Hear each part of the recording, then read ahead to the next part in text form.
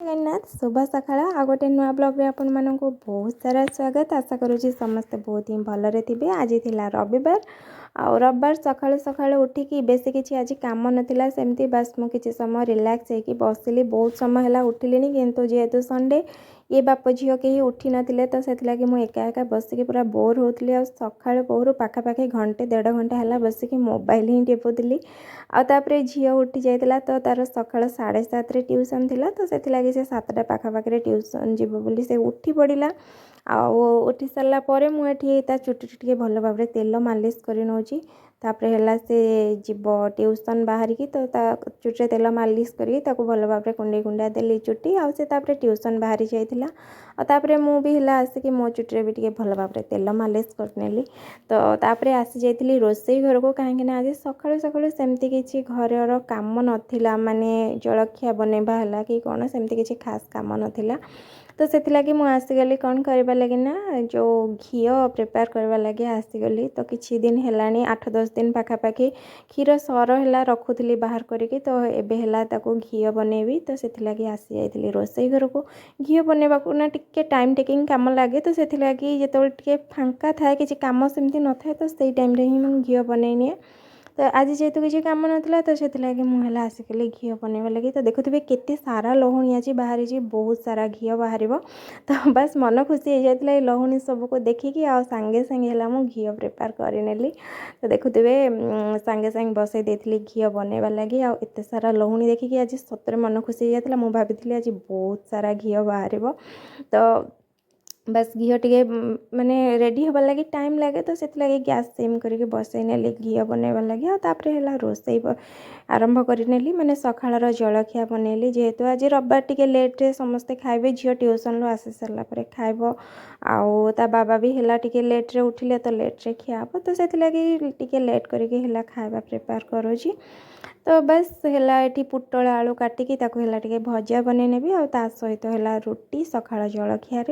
तो देखुए ये घी भी केते बढ़िया भाव में रेडी हो बहुत सारा घी आज बाहरी थिला। तो केते भल भाव रेडी हो तो एपटे भी मोर रुटी आ भजा भी रेडी हो जाता। सांगे सांगे बनईकी दे देती खाଇବା लगी से बाप झील 2 जण जाक को। तो झील ट्यूशन रू आसिक ये कौन पाठ पढ़ुची आउला अविनाश भी टे पाठ पढ़ाऊे। तो से 2 जन को खाଇବା देदेली आ खाଇବା कम्प्लीट करने आ समय मोर घी भी प्रिपेयर हो जाता।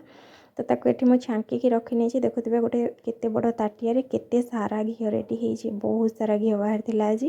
तो बस मन खुशी होगा देखिकी। तो मन खुशी हो सारे मन दुखर कारण आसीगला जो बासन सब कहीं घी रेडी हो सारापर से जो बासन गुड़ा ना बहुत ही माने विरक्त लगे सब क्लीन करने को। तो से लहुणी वगैरह लगे घी लगे सब चिपचिपा हो जाए तो सब क्लीन करनेली भल भाव। तो से सब सारिकी है ये झील तार गाधे पड़ी ट्यूशन रू आसला परे।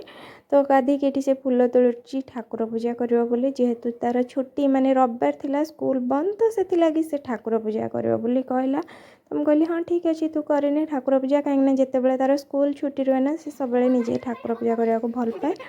तो से मुझे कहली हो ठीक अच्छे तू पूजा करने। तो पूजा कर सारापर से गोटे बही धरिकी आसिक आमको पाठ पढ़ाऊँगी आउ टे मस्ती करुँची। तो से सब कांथटा को तार ब्लैक बोर्ड भाविनी आ स्कूल जहाँ पाठ पढ़ाई थाए ना से सब आसिक से गारे गारे पढ़ाए।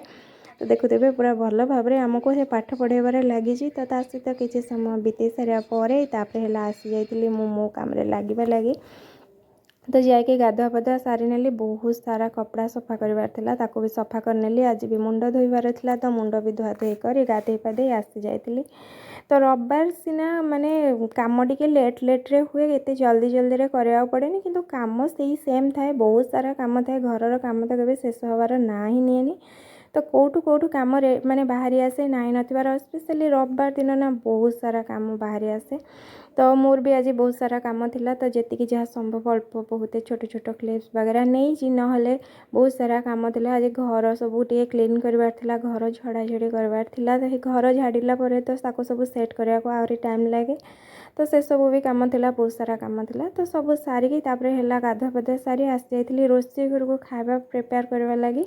तो से को प्रायतः हो जाता 11टा 11:30। तो खाଇବା ये मोर रेडी करुँची खरा बेला लगे। तो बस आज संडेटा मोर माने संडे सकाळ समयटा एमती भाव कटी। ରହିଲି।